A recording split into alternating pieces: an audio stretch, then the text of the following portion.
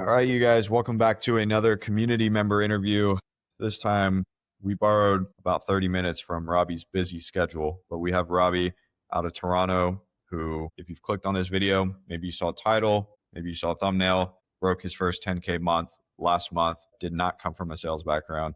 And we're going to tell you the story. So Robbie, thank you for coming on, man. 100%, man. Appreciate it. So where do we start, man? You are in your first sales job ever. You're one of the few in this industry that you get into the remote high ticket sales stuff. And the very first offer you get is the one where you hit 10K per month. It hasn't always been 10K per month, but last month it was. And it seems like we're trending in a good direction, right? So let's start here. What was it that in the first place even piqued your interest about high ticket sales? You didn't come from a sales background. If you want to elaborate on where you came from and then why you were even looking into this, I think that's a good spot to start. Yeah.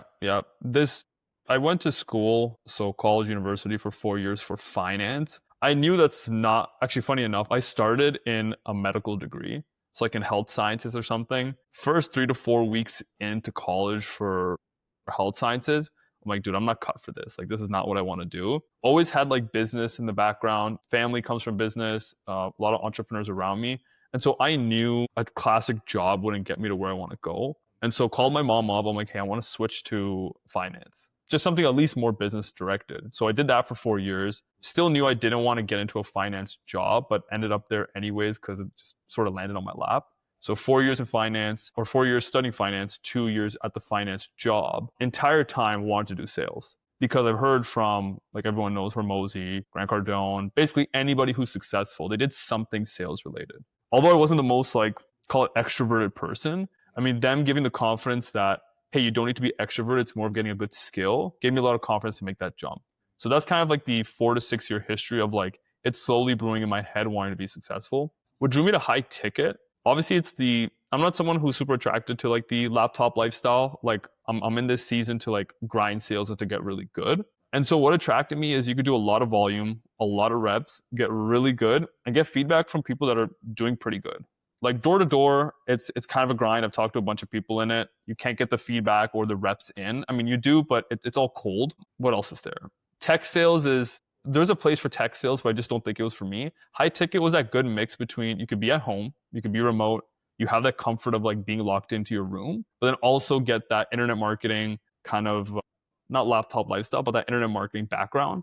And to get the feedback and the reps to get really good. And so that's what drew me. And then obviously you can make a crap ton of money as well. Like, let's not leave that out. Yeah, you really do. I mean, a lot of these high ticket companies are pretty lean, and being a salesperson who's like a big part of the team, you get to see how these businesses are running, right? Yeah. I always make this distinction, especially compared to like some tech companies, but these businesses are very interesting to watch because they only exist if they're profitable. Right. A lot of like some of these other tech companies that have huge sales teams, they pay, base pay, benefits, all that. Like the business might not actually make money. I mean, it might make money, but it might not be profitable. And so like there's a lot less emphasis and pressure on like urgency around like performance, right? Like there's definitely performance metrics in some of these bigger companies, but like with these smaller teams in the online space, we were talking before, you said you guys have a total of like 5 setters across different platforms and like 7 or 8 closers. Like every person on that team needs to be pulling their weight, and you get like a really cool sense of culture on the right teams because of that. So I did want to ask you, mentioned similar to myself, not like the most natural salesperson, so to say. Like you're not the most like extroverted kind of, I'm going to talk to everybody, but you saw it as, eventually I want to be in business. I want to be successful. And like, this is kind of the thing that's going to get me at least in that direction. Right. How did you get over the fact that like personality wise, you weren't the cookie cutter salesperson despite, seeing this as the vehicle? Like, how did you commit to this and like see it through? Yeah, I agree with you. I'm not the most extroverted person. Like at a party or at like a get together, you're not going to see me being like the center of the party. I might just be talking to 1 or 2 people on the side and people I'm more comfortable with. And so how I got over it is like once you see like over and over again, especially in a lot of these testimonial interviews, really people who aren't the most well-spoken or people who aren't the most extroverted or draw you into like a video, the fact that those people are making 5, 10, 15, 20, 30 grand a month shows you that it has less to do with the way you're born or the personality that you have. It's more about, and it took me time to find this on my offer, the skill, the process, and the right questions to ask at the right time with the right tonality. Because, asking someone how their day, you might be great at a party, you might be, great at getting to know people. I haven't found that to really translate the best to sales. Like, hey, what's your favorite football team, or how's the weather, or do you like where you live? Sure, we do that in like the first couple minutes just to get to know someone, but that's not what drives the actual sale and for someone to pay. And so once I realized that, you know what, this is a skill and there's a process to follow, less about personality type. Yeah. I always say that introverts who can learn to have sales conversations are usually better off than extroverts, because it's like extroverts, it's like there's all this stuff out there and it's like you have to take away, and but you don't want to take away like the wrong things. Yeah. Introverts, like you're starting and like you're very meticulously like building the skill set and like learning what works. It's like it's a different kind of ball game, I think. But I feel like extroverts, just to kind of talk on that, like introverts, I feel they're more process driven. There is like, although sales might seem like, especially in movies and like TV shows, it might seem very like you're doing deals or like Wolf of Wall Street style Yeah. deals. Like it's not that. It's very, there's a process and that process works. Extroverts can honestly shoot themselves in the foot a little bit because their personality kind of takes them off track. And Right. so they try to sell with the personality rather than the process. But yeah, keep going. I just Yeah. wanted to mention that. Yeah, some sales that does work, but like the type of stuff that you're in, so you're in like the real estate niche. People that are buying products in that niche aren't going to be sold just because they like you, right? Like if we're talking door-to-door pest control and you're funny, you might be able to sell $100 a month like thing, but if you're talking to people that have money that want to use it to make more money, like they're not just buying because they like you. So anyways, I want to kind of like move along the timeline here. So you working in finance, you went to school for finance, working in finance, you kind of have this bug in your mind of like, I need to be in sales. It's gonna get me closer to where I want to be. When you decided that high ticket sales, after seeing all the different options, you decided that like high ticket sales, I think it's the right option for me. Was that when you jumped into the community, or had you gone and tried to like do this on your own? No, I've always valued paying someone ahead of me to just get right to like, the shortcuts. And so there was a lot of people doing this. I mean, yours just resonated the most. Like if I backtrack, I don't know why, but it seems like it's the one that resonated the most. I think it's because everything was super transparent. But what did it for me was I just want to pay somebody ahead of me to cut the shortcuts. Like even if it might be expensive, even if it's not an ROI month one, month two, and it takes time, like it's better to pay someone to cut down, getting somewhere in 12 months versus 12 weeks. Like I'd rather just have access to everything now versus like me figuring it out. Because if you take it to like the natural extreme, like let's say you never pay someone for anything ever on any information, it's like, well, like, Yeah. are you going to make every single mistake yourself, Right. really? Yeah. No, it's when you get to realize that, time versus money with certain things, there's definitely value in like paying for expertise. I'm gonna put your public math skills on the spot right here. You talked about ROI. Yeah. You joined the community in February, you said? Like mid February, took it seriously like March 1st. Like I probably paid like middle end of February ish. So we have March, April, May, June, July, It's 6 months, a couple days August. ago. In 6 months, how many times have you like ROI'd on the community? And this is just like the first 6 months. Yeah, let me think. Xed. Yeah, I've Xed on the dot, probably just over. Okay. Xed on the dot, yeah. Yeah, I mean, it's not too bad. And then that's I mean, I ROI'd it twice just last month for reference. right. Most of it came last month. That's I mean, you're building a foundation. Like, yeah, you ROI'd. There's no other like investment, so to speak, where you can in 6 months forex your money, unless it's like some speculative crypto coin, right? Yeah.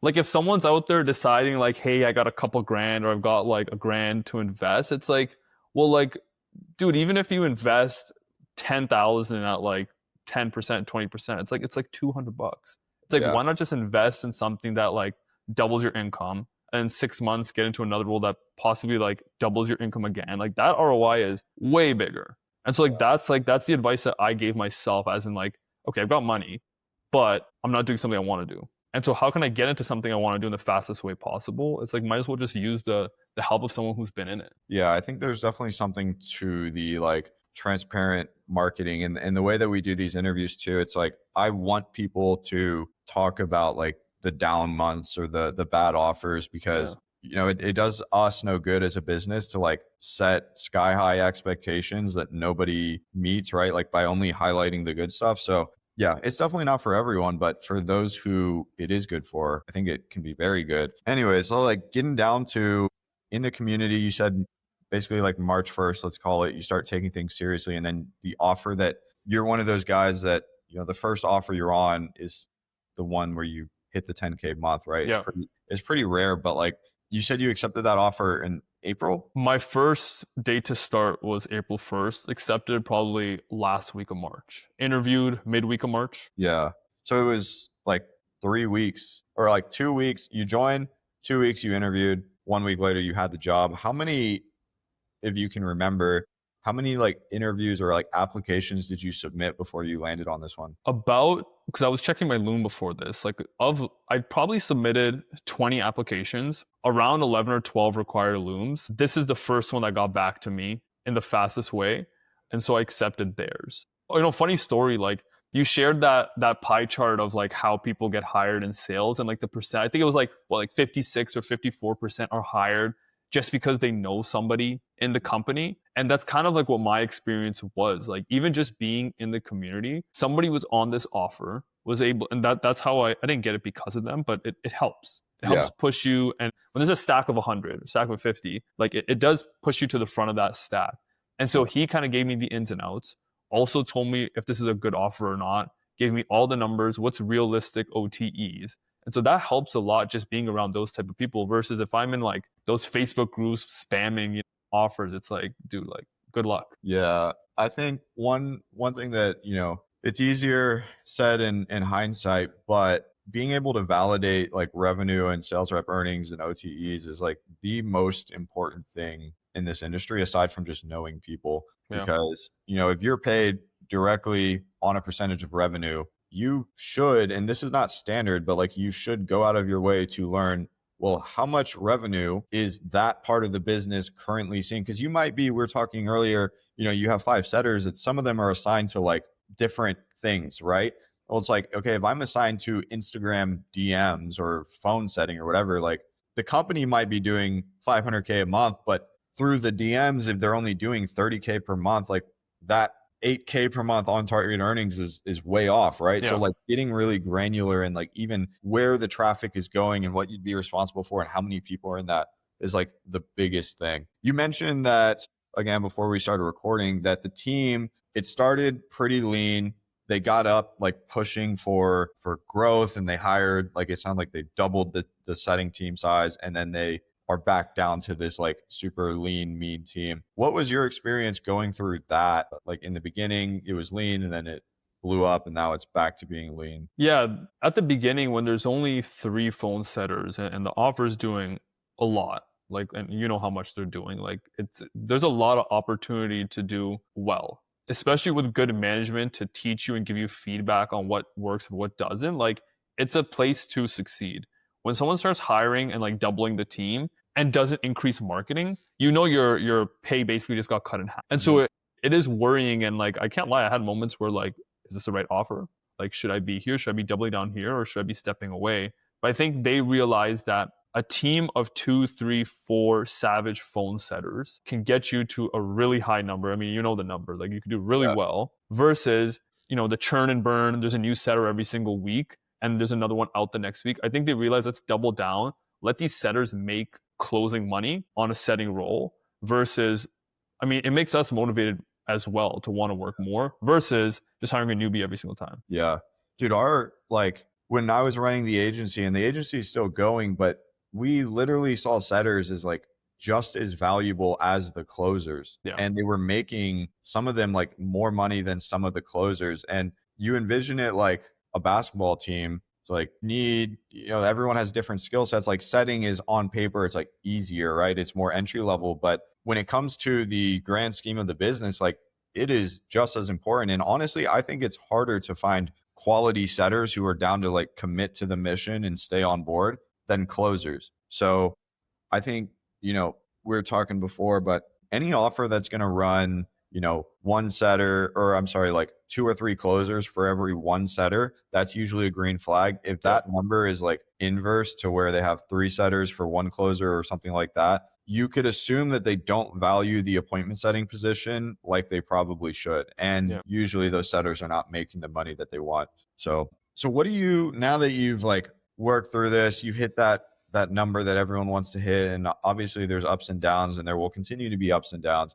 But like, what are some of the biggest takeaways for you after having lower months and then working maybe the same amount and having bigger months? Like, how can someone else know that they're doing everything within their power to like shoot for that 10K per month in their offer? Yeah. My favorite saying just in general, and I don't know where I heard it, and like I definitely am not the one I came up with it. It's like when you're doing good or you're doing really good, you're not as good as you think you are. But when you're doing bad, you're not as bad as you think you are. Like, I don't want to downgrade the fact that yes, there is skill involved, but don't underestimate the fact that there might not be enough lead flow, even at your company. Like, that's a really big thing. Like, if I could go back and understand that, I mean, I got not lucky, I landed on the right offer. But if I didn't land on this offer, I would be grilling whoever my manager is to understand lead flow. What's the actual volume? I don't care about the OTE because I can reverse that math. But number one, those months that you're doing good, those months that you're doing bad, number one could be out of your pocket or out of your hands. Like, you might not be able to do anything about it. But the only thing you can control that I like about sales is volume. You can get on the dialer, do a bunch of calls, get the feedback from the manager, and see where you can do better. The second thing is I would look at your company history to see like what's the best someone's ever done in the last 90 days, last 180 days. Like, if that thing's not past $3,000, $4,000, $5,000 a month and you're trying to make 10K, it's probably not the right place. And so like try to understand like this as a business, like a certain amount of lead flow, certain percentage of show, those that close, that allows you to make a certain amount of money. And so it might be out of your hands. Well, when you joined this team, I don't think that you thought it was a 10K per month opportunity, No. right? So what shifted for them to make it that for you? That's interesting. I think what shifted is the setters got better. We actually got better. They went away from the churn and burn. So when I started, like just for reference, like I started April 1st, 2025. It's September 4th, 2025. So month 1, 3K. Month 2, 3,100. Month 3, 55 to 6K. Month 4, I didn't do the best. I was back down to 3,500. And so last month I did 12.1. And so what? 12.1. USD. Yeah, USD. Damn. That's Yeah. a big jump, dude. Yeah. So Yeah. you really think you just got like 4 times better like that fast? Or No, it's less about 4 times better. It's more of like, I feel like in setting, when you not crack the code, like when you crack like what makes someone close versus doesn't, like right from, forget about like an intro of a call, like from discovery to the transition and pitching the call, the in-between call nurture, and then what actually happens on a closing call, which you do have more power on than you would think in discovery and setting. And it took me time to realize that. It makes you understand that why some people should be on call and why some people shouldn't. And so I'm sure you with the agency, you can understand that like pretty well. And so no, I didn't get 4 times better, but I understand what makes someone close or what makes someone doesn't. On top of that, you can also hit accelerator commissions. So like you're just making way more with a lot less. We also ran a webinar last month, so that brings in tons of hot leads. So this month I'm probably on track for not 12, but probably in that 7 to 8, but I did get better. And so I would encourage to understand the skill to get better first. Yeah. I should have asked you this when we were talking about this, but this is a good company that you're working for. We've had a track record of community guys going to this company and doing well and like getting their stride here. Why do you think they hired you with no sales experience compared to probably a lot of other applicants for this role? Yeah. Interview was group interview and then a one-on-one. I don't want to say it, but like if anybody's watching this interview, and as long as you're not like, as long as you're not a goofball and a dummy, like guys, the competition is low. I'm so happy Dylan that I was on a group interview, because like when I'm on the community calls, you know, everybody has a certain level, like the balls are on the table. Like you put money to be in this group, like you're talking about the top 10% people. When you're on that group interview, like who knows where these guys came from? And I saw some like embarrassing people on that call. And so if you can at least present yourself with like a plain white background, talk coherently, like most places are going to give you a shot. I mean, it's a setting role. Yeah. So that's probably what allowed me to stand out, is like just talking confidently, admitting that I might not know, but they knew where I wanted to go, and like setting, closing, that's not the end all be all for me. So they probably just gave me a shot based on what I said and what I wanted to do. I say this a lot, man. Setting is an entry level role, and you're not like when you're competing for a setting role, you're not competing on experience because most people aren't going to have it. Some people will, and that will help you.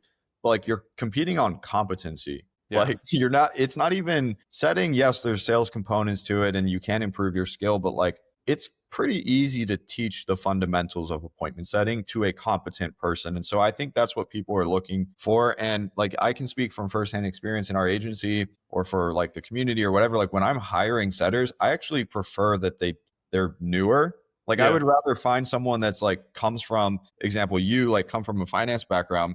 Like that's a background that like you need competency, right? If you came from like banking, finance, software, like just some of those more like backgrounds, it's really easy to teach people and get people up to speed on that. All right, I wanted to ask you this now. So you said 12.1 last Yeah. month. Yeah. I was running the math, dude. I think you've done more than a 4x ROI. It might be like 5 or It 6. might be closer to 5 or 6. Yeah. Yeah.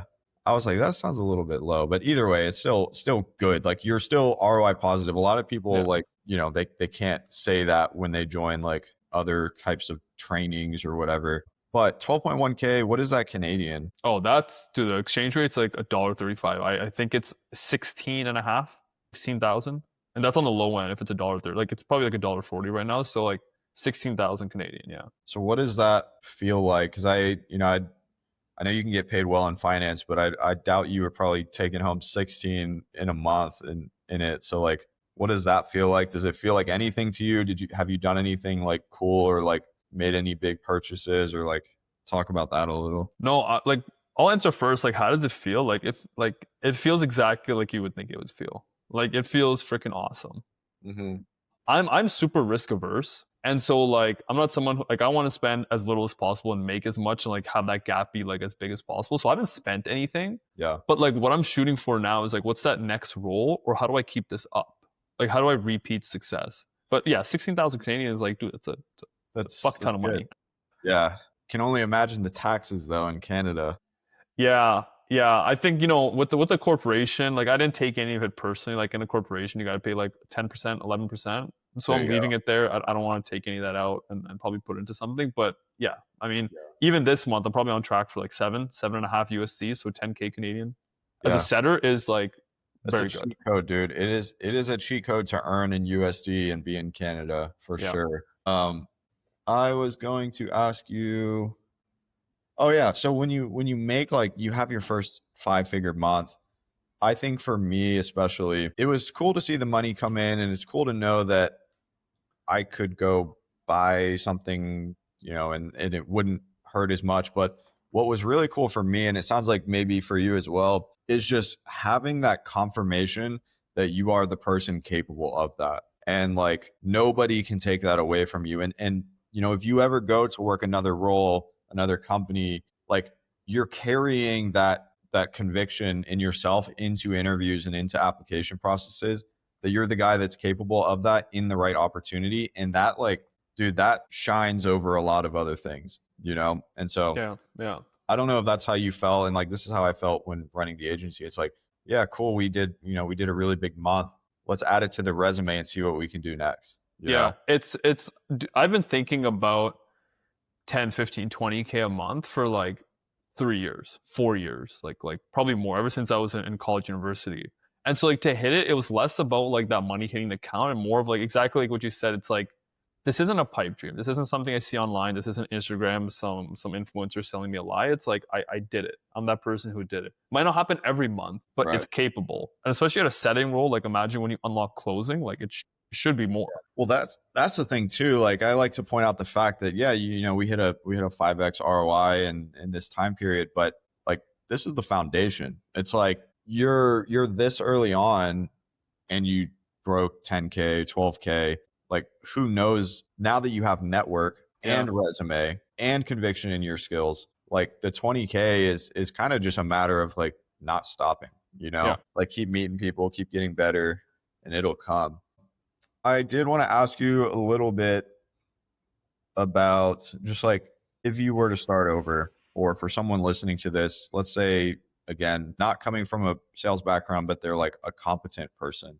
What would you do differently I mean, you made it happen pretty fast, but like, what would you do differently to condense the timeline or maybe some mistakes that you made that you would try to avoid the next time around? Yeah. First step would be getting into a community that's vetted. Like it doesn't have to be Dylan's. Like just get into a vetted community that clearly gives you access to a good group of people. and a good offer network. Like the offers that I'm just gonna tell everyone, like the offers that Dylan is giving now compared to when I joined is like it's like not even close. Like you know who you added on, and like it's a Yeah. complete difference. So like what I would do is get into a vetted community that has good offers. That's number one. Number two, when you are applying for these roles, just like treat this seriously. Like take block an hour, hour and a half, 2 hours after your workday, or if like some of you guys have more time, like just time block that time and dedicate it. Number three, take this like a corporate job. Just because it's remote doesn't mean that your loom is going to look bad. So have that professional loom, be professional on camera.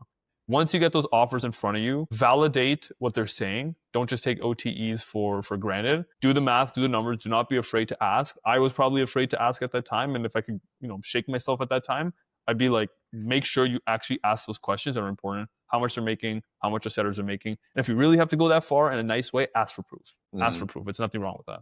So that's once you are pre-offer. On an offer, it's really just time, more reps, and faster feedback. Because that's what got me from a complete newbie to like a competent newbie is what I would say now. Is Yeah. a great manager gave me great feedback, and I was on the dialer all the time. And that is a recipe for success. Sure. Aside from the money, like what's your favorite thing about doing this now and like this being what you do? I was surprised at how much more flexibility I have in life. Don't get me wrong, I still just choose to work a ton, but like I could just block off like like an afternoon if I wanted to and like make it up on a Saturday. Or like just change schedule. I was really shocked by that. And then also funny enough, like planning vacations is like, dude, I don't ask anyone. Like sure, I tell someone that, hey, like I'm going this time, my calendar's blocked, and I've never had it denied. But it's not like corporate where it's like, oh, I got a budget that I have like, like 5 days left. Should I plan it with my long weekend? Like it's Yeah. none of that stuff. And that is probably the coolest part, I can't lie. The no PTO. Yeah. No, it is for sure. And that's definitely like if you're the wrong kind of person, that is kind of a slippery slope, right? It can be. Because you abuse it and then like they kind of feel a certain type of way. So you got to make sure you're carrying your weight. And yeah, that's the same kind of experience that Well, on the other side of that coin, it's like it's not paid time off. So it's like you're not working, you're not making money, but it's like that's the point of sales. Is like you can make a lot of money, take that time off if need be, and then come back and recharge. But you can't abuse that in the wrong way. Yeah. All right. Well, I feel like we've covered everything, man. I do want to point out the fact that you're coming to our meetup in Austin. I think this interview will probably come out like pretty close to that date, like maybe a week ahead of time. So if you guys are watching this and you want to meet Robbie and guys like Robbie in Austin in about a week, maybe we're having a meetup September 26th, 26th, 27th, Friday, Saturday. And if you're wanting to meet guys like that after that, we have the community that Robbie's a part of and then everyone that we film these interviews with. Robbie, I'll ask you after if we want to link any like socials or any way to connect with you, we'll put it down below. So if you want people to blow you up and ask you questions. And besides that, anything else like last minute that you think would be cool to share with the people, any game or advice to them? No, I feel like I shared what I wish I think most people have shared. Like I was pretty transparent on what I make, what you could make. It is offer dependent. One thing I would share, and I wish someone told me earlier, is, and if anybody makes it to this far, like I'm sure they're pretty serious about this. I was in a rush to get from setting to closing, and I've had plenty of people tell me, other mentors, like I should start with closing. And I think it's a blessing that I started with setting. I'm still in setting, and I have no rush to getting closing. Because you turn into a bit of a baby when you become a closer. Because you take a little bit, like a little bit of a baby, because you're taking inbound calls. Even with the follow-ups, like it's not the same as hopping on a dialer, talking to someone who opted in for a resource and didn't really ask for a call. And so like what I wish someone told me is like stick to setting, stick to outbound dialing for a good amount of time and become very, very competent at that. Because every skill thereafter is easier than setting, in my opinion. It's harder getting someone to pay 12K or whatever the amount is, like 10K, 12K, 15, 20K. Doesn't matter what the amount is, it's harder, but it's not as hard as getting on a dialer, talking to a complete stranger. That is the freaking hardest thing in the world. Yeah, man. I know people that, 2 points on that. Like I know people that prefer to be setters. Like they could absolutely be closers, but for years they've been setting. And there's a saying out there that the best closers were usually the best setters. And the longer that you can just be in a good setting role, a lot of people want to go to closing because they're like, I'm not making the money that I want here, so I want to close. But if you can make good money and be a setter, and then like when you do move into closing, like carry over those characteristics, including hopping on the dialer, right? Like, dude, for those of you guys listening, and for you, Robbie, like every offer owner's, business owner's dream is to have a closer that when they have the time hits like the dialer or hits the leads. 110%. But it's really hard, especially in the commission only space, to ask that of people, right? So I don't know, dude. I think there's a lot of merit to be like earning your stripes as a setter, doing it for at least 6 months, up to a year, like hitting that 10K month mark, and then going from there. So I agree with what you said there. One last thing that it's what Matt Ryder said, and like I don't really listen to a lot of people for sales. Like I only listen to like my management and Matt Ryder, and anything that you would tell me, of course, as well. When you only become reliant on inbound, it's like being a lion in a zoo and someone throwing you the T-bone steak, and you're relying on someone to give you deals, you're relying on marketing to do the work for you. When you're good at outbound, you're good at being a setter, you're good at pulling deals from the pipeline, even if it's just a couple of months, you become a hunter. And so you want to start with the skills that let you be a hunter and then go into the zoo for someone to feed you, not the other way around, because I can only imagine that's hell to go the other way around. I probably Yeah. wouldn't even do it. No, that's a good analogy. And like Yeah. Matt Ryder stuff is really, really good for setting and just the high ticket space in general. Cool, man. Well, Yeah. we'll talk after this, but we'll link Robbie's stuff down below if you guys want to connect with him. You can also connect with him in the community and catch him in Austin. And that's pretty much all I got here. So I appreciate you running this, man. Yeah. Appreciate it, man.